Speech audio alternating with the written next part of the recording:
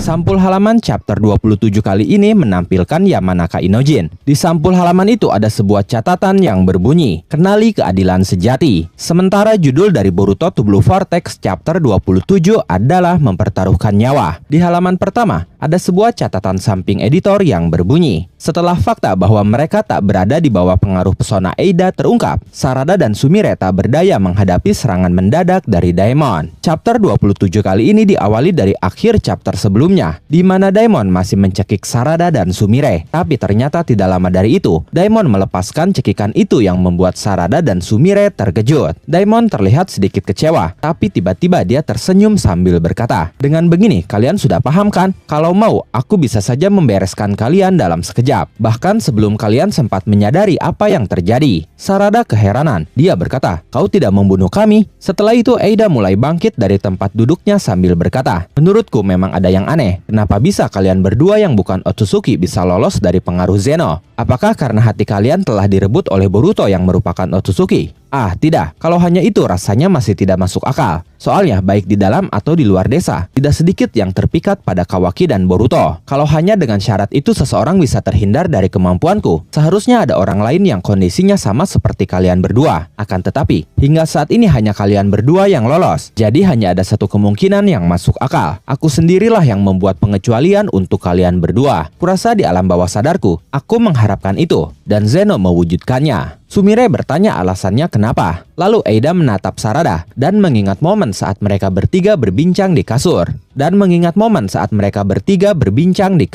Eida berkata, "Sarada, waktu itu kau pernah bilang kan, kalau begitu kita berteman saja, berteman biasa seperti yang lainnya. Kau mengatakan itu. Kata-kata waktu itu membuatku senang, karena memang itulah yang selalu kuinginkan, bahkan sejak sebelum aku bertemu dengan kalian berdua. Apa mungkin ini karena kita sama-sama jatuh hati pada Otsutsuki ya? Aku tidak mengerti. Tapi yang manapun itu, yang sudah lama kuidamkan memang tentang hubungan antar manusia yang wajar seperti ini. Dan aku yang sekarang tidak merasa bahwa kalian berniat mencelakakanku." Setelah itu Eida tersenyum dan berkata lagi, "Selain itu, kalaupun aku sampai mati di tangan kalian berdua, kurasa itu bukan hal yang buruk." Semuanya terkejut mendengar kalimat terakhir yang Eida ucapkan itu. Kemudian Sarada menggenggam tangan Sumire dan mengajaknya untuk memeluk Eida. Sarada berkata, "Baru kali ini aku mendengar ada pertemanan yang saling mempertaruhkan nyawa masing-masing seperti ini." Eida berkata, "Kau mengatakan hal itu, tapi pelukan yang agresif ini apa maksudnya?" Sarada berkata, "Ini bukti kesiapanku dan juga bukti pertemanan kita." Setelah itu tangan Sumire pun mulai memeluk Eida. Sumire berkata, "Berteman sambil mempertaruhkan nyawa ya? Aku sih tidak masalah, justru kedengarannya seru." Kemudian Eida pun akhirnya mulai merangkul mereka berdua sambil berkata, "Kalian berdua, terima kasih. Mulai saat ini pun mohon bantuannya teman-temanku yang berharga." Melihat itu, Daemon hanya tersenyum. Setelah itu beralih ke Kashin Koji dan yang lainnya. Saat itu Koji sedang menjelaskan tentang kekuatan Mamushi. Koji berkata, salah satu kemampuan Mamushi adalah membelah diri. Inojin terkejut mendengarnya. Dia berkata, "Membelah diri?" Lalu Koji berkata lagi, dia bisa membelah diri berkali-kali tanpa batasan jumlah tertentu. Kali ini Boruto yang bertanya, apakah itu seperti Kage Bunshin? Koji menjawab, "Tidak, keduanya sangat berbeda. Perbedaan besarnya adalah setiap individu hasil pembelahan diri Mamushi setara dengan yang asli. Oleh karena itu, dia tidak perlu membagi-bagi cakranya. Kekuatan maupun daya tahan fisiknya juga tidak mengalami penurunan." Shikamaru yang mendengarnya terkejut. Dia berkata, "Jadi dia tidak melemah meski jumlahnya bertambah. Berbahaya sekali dia." Koji berkata lagi, "Akan tetapi, seiring dengan bertambahnya jumlah Mamushi, kecerdasannya akan mengalami penurunan yang signifikan. Tidak hanya itu, tubuhnya akan semakin sulit merasakan sakit, dan gerakannya pun akan semakin sederhana. Kesempatan itu bisa kita manfaatkan." Lalu Shikamaru berkata, "Dengan kata lain, membiarkan dia terus membelah diri sampai jadi cukup bodoh, lalu menghabisi semuanya sekaligus adalah solusi yang optimal." Koji berkata, "Tepat sekali. Lalu ada satu hal lagi. Ini poin yang sangat penting. Pastikan kalian mengincar kedua matanya. Individu yang sudah kehilangan matanya tidak akan bisa membelah diri lagi." Mendengar itu Inojin keheranan. Dia berkata, "Matanya?"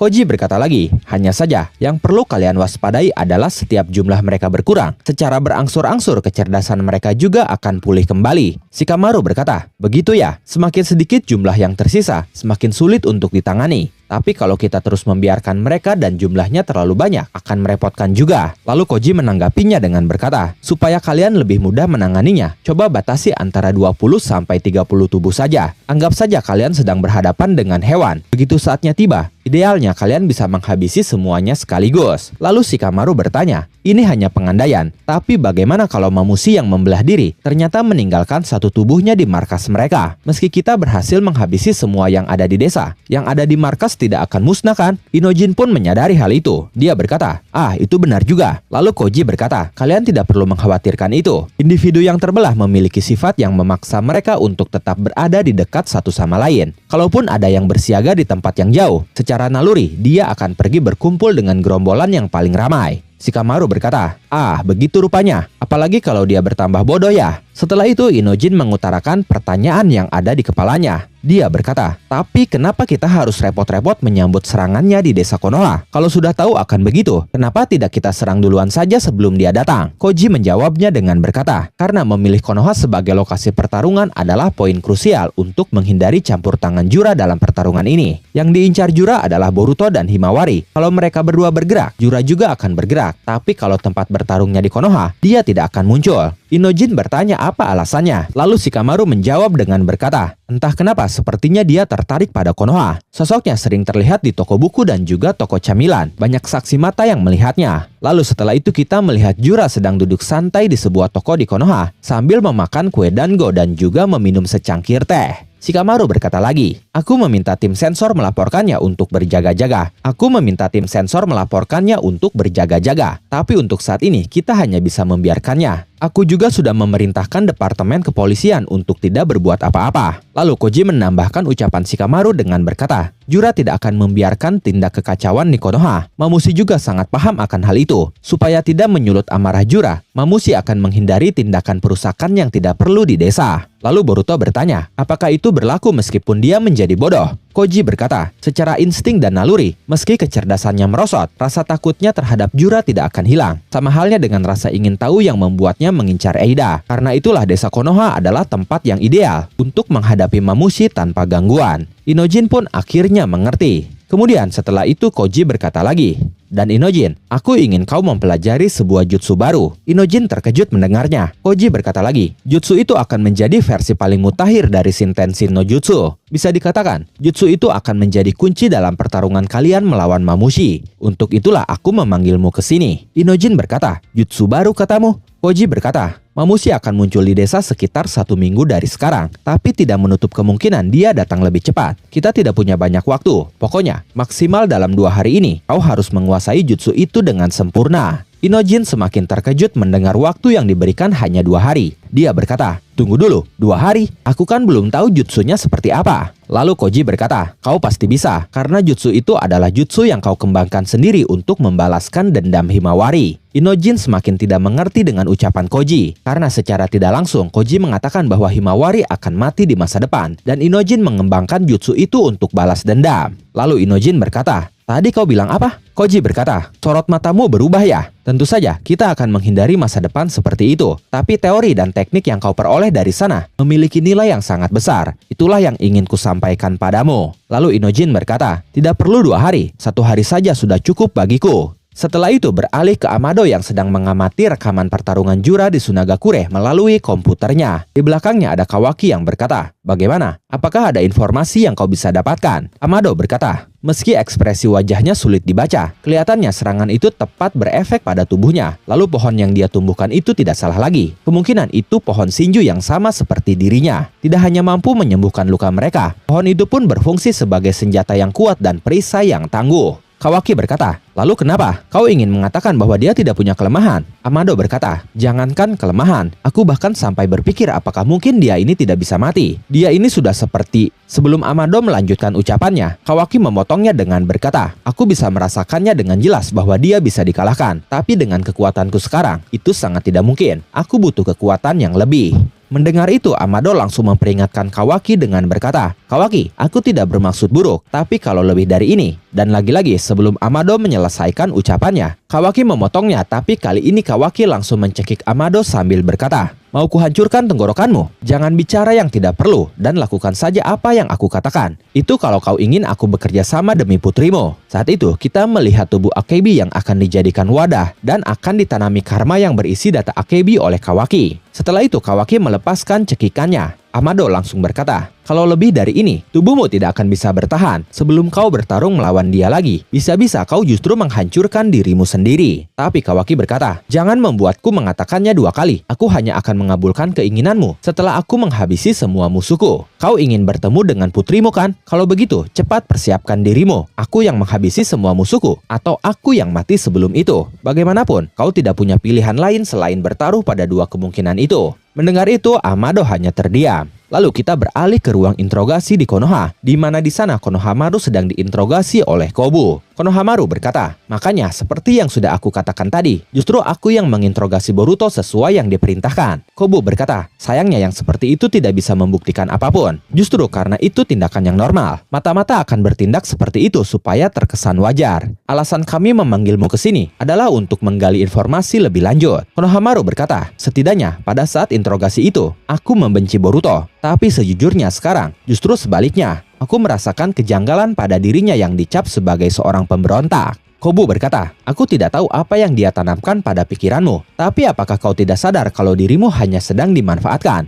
Ditambah lagi, bisa-bisanya kau berpendapat seperti itu di situasi seperti saat ini. Apa kau tidak paham posisimu sekarang?" Setelah mengatakan itu, Kobu berpikir di dalam hatinya karena dia sudah memiliki asumsi pribadinya tentang Konohamaru. Kobu berkata, "Kalau cuma keras kepala itu bagus, tapi dia ini bodoh. Sama sekali bukan tipe orang yang bisa menjadi mata-mata. Berarti yang membantu Boruto meloloskan diri adalah pihak lain." Setelah itu tiba-tiba Shikamaru menghubungi Konohamaru melalui Shinden-shin no Jutsu. Shikamaru berkata, "Konohamaru, ini aku." Jawablah tanpa mengeluarkan suara. Konohamaru menyadari itu adalah Shikamaru. Dia berkata, "Hachidaime Hokage." Setelah itu Shikamaru menjelaskan semuanya kepada Konohamaru. Dia berkata, "Yang meloloskan Boruto adalah aku." Mendengar itu Konohamaru sedikit mengeluarkan ekspresi, dan itu disadari oleh Sai yang mengawasi interogasi saat itu. Lalu Shikamaru berkata lagi, "Aku memberitahu sandi passwordnya kepada Mitsuki supaya dia bisa membuka borgol Boruto. Sekarang pun aku sedang bekerja sama dengan Boruto atas kehendakku sendiri." Konohamaru bertanya apa alasannya. Shikamaru berkata lagi, "Kau yang sekarang pasti sudah tahu alasannya kan?" Setelah itu Konohamaru mengingat momen Boruto yang menyelamatkannya dalam pertarungan di Sunagakure. Saat itu Boruto berkata kepadanya, "Bawa Togedama itu dan cepat menjauh dari sini. Tunggu perintah selanjutnya. Cepat kalau kau dengar. Cepat lakukan." Kemudian Shikamaru berkata lagi, "Mungkin hanya masalah waktu sampai perbuatanku ketahuan oleh mereka." Konohamaru, "Maaf kalau ini terdengar seperti memohon secara sepihak, tapi aku ingin kau bekerja sama dengan kami. Tentu saja keputusannya kuserahkan kepadamu. Tapi kalau kau bisa percaya padaku, kumohon, pinjamkanlah kekuatanmu." Setelah itu beralih lagi ke Eida dan yang lainnya. Saat itu Sumire sudah akan pamit. Dia berkata, "Sudah waktunya, aku harus segera ke laboratorium." Mendengar itu Sarada pun berniat untuk pamit juga. Dia berkata, "Kalau begitu aku juga." Tapi kemudian tiba-tiba Eida memeluk Sarada sambil berkata, "Tidak boleh. Sarada harus tetap di sini. Kita belum selesai bicara." Sarada yang merasa terjebak berkata, "Hei Sumire, tolong aku." Sayangnya Sumire hanya tersenyum. Dia tetap pamit sambil berkata, "Sampai nanti Sarada, selamat bersenang-senang." Lalu ketika Sumire keluar dari pintu, dia menyadari ada Boruto yang menunggunya di sana. Boruto pun menyapa Sumire. Sumire sedikit terkejut. Lalu dia berkata, "Boruto?" Kemudian Boruto mengeluarkan Kusanaginya yang langsung dia aliri cakra miliknya. Boruto berkata, "Kenjutsu aliran Uchiha, Hagoromo. Ini adalah teknik melapisi pedang dengan cakra secara terus-menerus untuk menambahkan ketajaman dan mencegah keretakan. Tapi konsentrasiku sempat terganggu untuk sesaat dan akhirnya jadi seperti ini." Saat itu Boruto menunjukkan retakan pada Kusanaginya setelah bertarung dengan Jura sebelumnya. Sumire yang melihatnya berkata, "Itu retak ya?" Lalu Boruto berkata, "Maaf ketua kelas, aku ingin kau memperbaiki pedang ini dalam 1 minggu." Sumire terkejut mendengarnya. Dia berkata, Aku?" Setelah itu Boruto mengeluarkan sesuatu dari tas kecil di pinggangnya. Lalu dia menyerahkan sebuah gulungan kepada Sumire sambil berkata, "Coba lihat ini." Sumire menerimanya. Lalu dia membacanya dan setelah mengetahui apa isinya, Sumire langsung terkejut. Dia berkata, "Ini kan teknologi ini." Boruto berkata, "Ya, teknologi yang belum terrealisasikan di dunia ini. Penelitian yang sedang kau lakukan saat ini pada akhirnya akan membuatmu menemukannya. Aku tidak bisa menceritakannya lebih dari ini, tapi maukah kau melakukannya?" Sumire terdiam sejenak, lalu dia berkata, "Kalau diperbaiki dengan teknologi ini, kemungkinan pedang itu akan terlahir kembali menjadi pedang yang nyaris berbeda. Meski begitu, apakah itu tidak masalah?" Setelah mendengarnya, Boruto justru langsung menyerahkan pedang miliknya sambil berkata, "Kalau pedangnya bertambah kuat, kurasa guru juga tidak akan protes." Sumire berkata, Baiklah, aku mengerti. Tapi ada satu masalah lagi yang harus diperbaiki. Boruto terkejut mendengarnya. Dia bertanya apa itu. Lalu sambil tersenyum, Sumire berkata, "Jangan panggil aku ketua kelas, panggil aku Sumire." Dan Boruto langsung keheranan mendengarnya. Setelah itu Sumire pergi membawa Kusanagi Boruto sambil tersenyum. Kemudian dia berkata, "Lihat saja nanti, pedang ini akan kubuat menjadi lebih keren." Beberapa hari kemudian, di tembok pagar tinggi Konoha, sudah berdiri para mamushi. Dia berkata, "Kak Eida, bersembunyi di mana kau?" Lalu salah satu mamushi berkata kepada para mamushi lainnya, "Oi, kalian jangan lupa, sembunyikan reaksi cakra kalian dengan benar ya, supaya tidak ketahuan oleh para pengintip itu." Dan momen itu mengakhiri terjemahan resmi Boruto to Blue Vortex chapter 27. Sebelum berakhir ada sebuah catatan samping editor yang berbunyi, "Gerombolan musuh akhirnya datang menyerang. Hentikan kekuatan yang terus bertambah dengan kecerdasan untuk melindungi Eida dan Konoha." Bagaimana menurut kalian